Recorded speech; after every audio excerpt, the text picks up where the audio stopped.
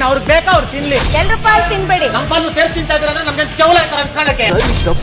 Big boss ಮನೆಯಲ್ಲಿ ವಾರದ ಕತೆ ಕಿಚ್ಚನ ಜೊತೆ ಕಾರ್ಯಕ್ರಮ ಶುರುವಾಗಿದೆ. ನಿಮಗೆ ಗೊತ್ತಿರಬಹುದು, ಮನೆಯಲ್ಲಿ ಅದ್ಭುತವಾದಂತಹ ಟಾಸ್ಕ್ ಗಳನ್ನ ಕೊಟ್ಟರು. ಜೋಡಿ ಕ್ಯಾಪ್ಟನ್ ಕೂಡ ಆಗಿದ್ದಾರೆ. ಅದರೆಲ್ಲರ ಬಗ್ಗೆ ಚರ್ಚೆನ ಮಾಡಿ ಒಬ್ಬರನ್ನ ಅಥವಾ ಇಬ್ಬರನ್ನ ಮನೆಯಿಂದ ಆಚೆ ಕಳಿಸುವಂತ ಚಾನ್ಸಸ್ ಇದೆ.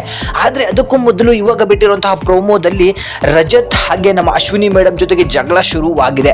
ಅದಕ್ಕೆ ಮುಖ್ಯ ಕಾರಣ ಏನು ಅಂತ ಹೇಳಿ ಈಗ ತಿಳ್ಕೊತಾ ಹೋಗೋಣ. ಸೊ ಮೊದಲಿಗೆ ಧ್ರುವಂತ್ ಅವರು ಒಂದು ಫ್ರೂಟ್ಸ್ ಅನ್ನ ಬಿಡಿಸ್ತಾ ಕೂತಿರ್ತಾರೆ. ಆ ಸಮಯದಲ್ಲಿ ಅಡುಗೆ ಮನೆಯಲ್ಲಿ ರಘು ಅವರು ಯಾಕೋ ಒಂಥರ ಆಡ್ತಾ ಇದ್ದಾರೆ. ಇವಾಗಿಂದ ನಾನು ಎಲ್ರಿಗೂ ಕೂಡ ಅಡುಗೆ ಮಾಡೋಕೆ ನನಗೇನು ತೆವಲ ಅಂತಾನೂ ಕೂಡ ಒಂದು ಮಾತನ್ನ ಬಳಸ್ತಾರೆ. ಆ ಸಂದರ್ಭದಲ್ಲಿ ಧ್ರುವಂತ್ ಹೇಳ್ತಾರೆ, ಆಲೂಗಡ್ಡೆ ಎಷ್ಟೆಷ್ಟಿದೆಯೋ ಯಾರ್ಯಾರ ಪಾಲು ಎಷ್ಟೆಷ್ಟಿದೆಯೋ ಅವ್ರವರೇ ಬಿಡಿಸ್ಲಿ ಅಂತ ಹೇಳಿ ಹೇಳ್ತಾರೆ. ಅಡುಗೆ ಮನೆ ಅಂತ ಹೊಯಿಸಿದಾಗ ಎಲ್ಲದನ್ನು ಕೂಡ ಅಡುಗೆ ಮನೆಯವರೇ ಮಾಡಬೇಕಾಗತ್ತೆ. ಇಲ್ಲಿ ಯಾಕೆ ಈ ರೀತಿ ಧ್ರುವಂತ್ ಅವ್ರು ಹೇಳಿದ್ರು ಗೊತ್ತಿಲ್ಲ. ಆಗ ರಜತ್ ಅವರಿಗೆ ಸಿಟ್ಟು ಬಂದು ಒಂದು ಮಾತನ್ನ ಹೇಳ್ತಾರೆ, ಅಕ್ಕಿನೂ ಕೊಟ್ಬಿಟ್ಟು ಅದನ್ನೇ ಒಂದೊಂದೇ ಬಿಡಿಸ್ಬಿಟ್ಟು ಹಾಕೊಡ್ತೀವಿ ಅಂತ ಹೇಳಿ ಹೇಳ್ತಾರೆ. ಸೊ ಆ ಸಂದರ್ಭದಲ್ಲಿ ಅಶ್ವಿನಿ ಮೇಡಮ್ ಅವ್ರು ಹೇಳ್ತಾರೆ, ಅಡುಗೆ ಮಾಡೋಕ್ಕಾದ್ರೆ ಮಾಡಿ, ಇಲ್ಲಾಂದ್ರೆ ಬಿಟ್ಬಿಡಿ, ಬೇರೆಯವ್ರು ಮಾಡ್ತಾರೆ ಅಂದಾಗ ಎಲ್ಲದಕ್ಕೂ ನೀವು ಯಾಕೆ ರೆಡ್ಡ ಬರ್ತೀರಾ ಅಂತ ಹೇಳಿ ರಘು ಅವರು ಅಶ್ವಿನಿ ಅವರ ಮೇಲೆ ಹೋಗ್ತಾರೆ. ಮತ್ತೆ ಇನ್ನೇನು ಮಾಡಾಕ್ತೆ ತೆವಲ ಅಂದ್ರೆ ಇಲ್ಲಿ ಯಾರು ಕೂಡ ಫ್ರೀಯಾಗಿ ಏನು ಮಾಡಿ ಹಾಕ್ತಿಲ್ಲ, ಅವ್ರಿಗೆ ವಹಿಸಿರೋ ಕೆಲಸವನ್ನು ಅವ್ರು ಮಾಡ್ತಿದ್ದಾರೆ ಅಂತ ಹೇಳಿ ಅಶ್ವಿನಿ ಅವರು ಕರೆಕ್ಟಾಗಿ ಹೇಳ್ತಾರೆ. ಈ ಸಮಯದಲ್ಲಿ ಧ್ರುವಂತ್ ಅವ್ರು ಹೇಳ್ತಾರೆ, ನಿಮ್ಮ ಕಾಲ್ ನೀವು ತಗೊಳ್ಳಿ ಅಂತ ಹೇಳಿ ಹೇಳಿದಾಗ ರಜತ್ಗೆ ಮತ್ತಷ್ಟು ಸಿಟ್ಟು ಬಂದ್ಬಿಡುತ್ತೆ. ಇಲ್ಲಿ ಯಾವನೋ ಅವ್ರ ಪಾಲಿಗೆ ತಿಂತಿದೀವಿ ಅಂತ ಹೇಳಿ ಹೇಳ್ಸ್ಕೊಳ್ಳೋಕೆ ನಮ್ಗೇನು ತೆವಲು ಬಂದಿದೆಯಾ ಅಂತ ಹೇಳಿ ಡೈರೆಕ್ಟಾಗಿ ಹೇಳ್ತಾರೆ. ನಮ್ದೇನಿದೆಯೋ ನಾವು ತಿನ್ಕೋತೀವಿ, ಅವ್ರದ್ದೇನಿದೆಯೋ ಅವ್ರು ತಿನ್ಕೊಳ್ಳಿ, ಅದನ್ನು ಬಿಟ್ಟು ಇಲ್ಲಿ ತೆವಲು ಗೀಲು ಅಂತ ಮಾತಾಡಿದ್ರೆ ಸರಿ ಇರೋದಿಲ್ಲ ಅಂತ ಹೇಳಿ ರಜತ್ ಅವರು ಧ್ರುವಂತ್ ಅವರ ಮೇಲೆ ಹೋಗಿದ್ದಾರೆ. ಅಷ್ಟೇ ಅಲ್ಲ, ಅಶ್ವಿನಿ ಅವರ ಮೇಲೂ ಕೂಡ ರಜತ್ ಈಗ ಕಿಡಿಯನ್ನ ಕಾರಿದ್ದಾರೆ.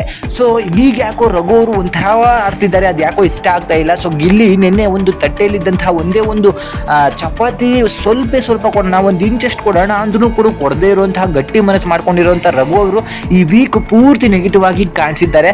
ಅಷ್ಟೇ ಅಲ್ಲ, ಅವರ ಮನಸ್ಥಿತಿನೂ ಕೂಡ ನೆಗೆಟಿವ್ ಆಗಿರೋದನ್ನ ನೀವು ನೋಡ್ಬೋದು. ಸೊ ಫಸ್ಟಿಗೆ ಎಷ್ಟು ಪಾಸಿಟಿವ್ ಇದ್ದು ಈ ಮನುಷ್ಯ ಅಷ್ಟೇ ನೆಗೆಟಿವ್ ಆಗಿದ್ದಾರೆ. ಒಂದೇ ಒಂದು ಚೂರು ರೊಟ್ಟಿ ಕೊಡದೆ ಯಾವ ರೀತಿ ಅಮಾನವೀಯತವಾಗಿ ನಡ್ಕೊಂಡ್ರು, ಅದು ಸಿಕ್ಕಾಪಟ್ಟೆ ವೈರಲ್ ಕೂಡ ಆಗ್ತಿದೆ. ಬಟ್ ಆ ಸಂದರ್ಭದಲ್ಲಿ ಗಿಲ್ಲಿಯನ್ನ ನೋಡಿದ್ರೆ ಸಿಕ್ಕಾಪಟ್ಟೆ ಬೇಜಾರಾಯಿತು.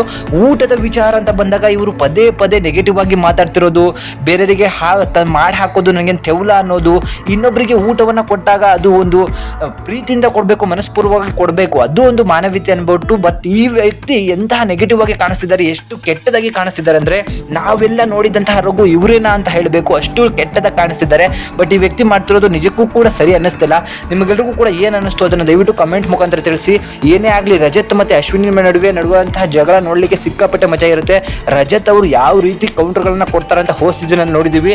ಮತ್ತೆ ರಜತ್ ಅವರು ಇದನ್ನ ಶುರು ಮಾಡಿದ್ರೆ ಸಿಕ್ಕಾಪಟ್ಟೆ ಚೆನ್ನಾಗಿರುತ್ತೆ ಅಂತ ಹೇಳಿ ಅನ್ಸುತ್ತೆ. ಈ ವಾರ ಯಾರು ಹೋಗ್ತಾರೆ ಅಂತ ಹೇಳಿ ದಯವಿಟ್ಟು ಕಮೆಂಟ್ ಮುಖಾಂತರ ತಿಳಿಸಿ. Thank you.